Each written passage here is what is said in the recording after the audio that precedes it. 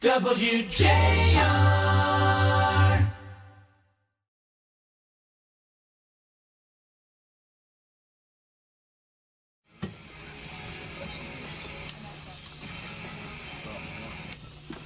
All right, let's welcome into our studio our next guest, and I'm not going to mess with him. I'll just tell you, he was back in grade school.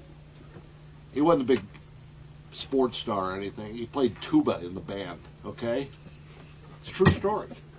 And now everybody would look at that and go, "Yeah, right, Stone Cold Steve Austin. How are you?" I'm doing good. We were talking earlier about, back in the junior high days playing the tuba, and I don't think too many of the wrestling fans, WWE fans, or Stone Cold fans know that about me. But I was indeed, I played the tuba, and I was the first chair tuba player. But there was only two of us. Well, you were like me. You loved music, but you had no talent. I love music. I listen to music every day of my life, and that's what I originally wanted to be, was a singer or something in a rock and roll or a country band, and it didn't work out for me. I'm just brutal. But you did play football later, didn't you? You went to college, played football at North Texas State. I did okay. I came out of high school. I got a junior college scholarship, and I'll tell you something about junior college football, because you guys know a lot about football. I thought when I rolled into junior college, I told my next door neighbor, my mom's friend, I said, "Oh, Evelyn, I'll probably just go down here and make All-America a couple of years and go play at a big school." Well, let me tell you something. I didn't even make All-Conference. I got some good football at the junior college ranks, and then I got a scholarship to North Texas State, and now it's University of North Texas, and we weren't any good, 3-8 and 2-9, and when was a linebacker. It's funny, all this time later, you still remember the record you had. I remember. There's a lot of things I forgot, and there's a lot of things I forgot about my career, but I've never forgot our record. But the only thing North Texas was really famous for was it was the home of Mean Joe Green. Yeah, exactly. And you said that you were 3-8 and what, 2-9? You said you were a linebacker. In high school I was a running back, a north and south running back, but in junior college, just wasn't fast enough, and they moved me to linebacker just because I played linebacker also in high school, and I was pretty good at it.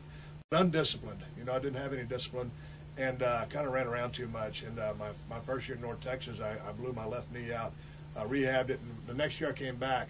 Although I was kind of undersized for a defensive end, I played weak side defensive end and started all 11 games my senior year on the weak side. Ended up being an easier read for me because I'm just working off a tackle or tight end and not really in the middle of things. So it worked out to be a better position for me. So that's where you got your love of just beating on people. Well, you know what? It's just I've always loved sports, and I'm a huge college football fan, pro football fan. What school? Well, I follow all the programs. I mean, I'm interested in, seeing what's going to happen, with what's his name, Lloyd Carr stepping down at Michigan. Yeah.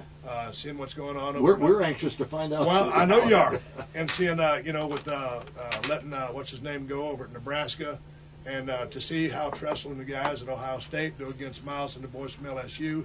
I really wanted to see. I thought LSU and Oklahoma would have been an interesting game, just to throw matchups in there. I would like to see Georgia in a different game. I think they're going to give Hawaii pretty much all they can handle, and then some. But it's going to be interesting now that they're healthy. Yeah, and USC's playing real good. But it was such an interesting year this year in college football. Good year for a playoff, I'll tell you that. I tell you what, that number two spot was brutal because everybody that got that number 2 badge got smoked. Yeah, you bet. Well, Michigan started it all, with that loss to Appalachian State. Now, how did you ever become a wrestler though through all this? I grew up 100 miles south of Houston in a little town called Edna, Texas, and I was flipping channels, and I can't remember how old I was, but I wasn't very old, and came across Houston Wrestling, Paul Bosch's promotion, and I just fell in love with it, the competition, and 2 guys fighting for a championship belt. And fast forward many years later, when I got through playing college football, I was in the Dallas-Fort Worth area, there playing football. My scholarship ran out. I was working on a freight dock, loading and unloading trucks, driving a forklift, manual labor. That's what I was good at, manual labor. And I would go down and watch the guys wrestle. This is Devon Eric's fighting the Freebirds there in Dallas, Texas. And one of the guys had a wrestling school commercial on TV, and I saw that commercial, and I said, "There's my end." I went down to the little seminar there on a Saturday morning, paid $45 to go listen to that, and joined up. And 5 months later, I had my first match. Starved for a long time, got beat up for a long time, and finally caught a few breaks. And fast forward, and here we are. Yeah, but when did they decide that you should be a star? Because You know- you got to be chosen for that. Well, right? you know, they didn't decide I was going to be a star. When I was in World Championship Wrestling, I had torn my tricep off my right arm of a tour in Japan. It was a 3-week tour. I tore my tricep the third night, and wrestled every night, you know, for the rest of the tour with a torn tricep. Came home, had it reattached, got fired, and then before I got fired because of that injury, they almost fired me because they told me that I wasn't marketable. They didn't know what to do with me, so basically they had no plans for me. And I didn't know what to do either. I was a good mechanic in the ring, but I hadn't put everything together. So it's really a combination of you putting all the ingredients together and getting a chance. So I go to work shortly for a group called ECW in Philadelphia and finally they put a microphone in front of my face and I get to talk a little bit. Yeah. Vince McMahon notices and he calls me and they want to bring me in. And I still had kind of somewhat long blonde hair back then. And Vince calls me and says, "Hey, we want to bring you in, call you the ringmaster." And, you know, it didn't sound a very good idea to me, but, you know, I had a wife and kid, need to make some money. Yeah, but you can flat out talk, Stone Cold. Well, you know, I couldn't back then, though.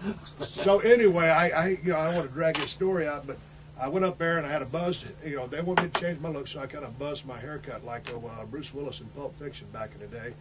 And then finally, you know, I told Vince, I said, you know, this ringmaster thing is not going to work. I came up with the Stone Cold Steve Austin thing, shaved the rest of my hair off, grew the goatee in, and all of a sudden things just clicked. But it was just really 7 years of being in the business and taking that long to put it together, get the opportunity, and finally when that opportunity came, we ran with it. Yeah, but